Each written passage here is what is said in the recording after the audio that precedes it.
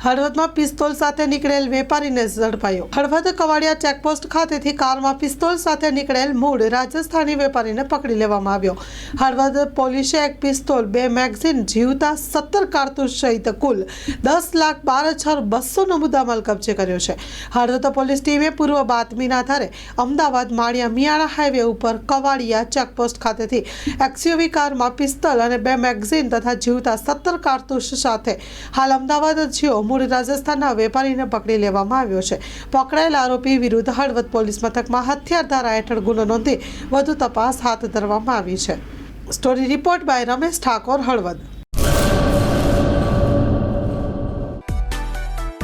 માં motor driving, safe and sure driving. Driving એ શોખ સાથે આપની મોટી જવાબદારી પણ છે।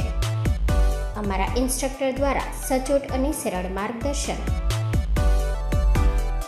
આપની રોજની તાલીમની માહિતી મેળવીને શું અધુરાશ છે એના ઉપર પૂરું ફોકસ કરાય છે।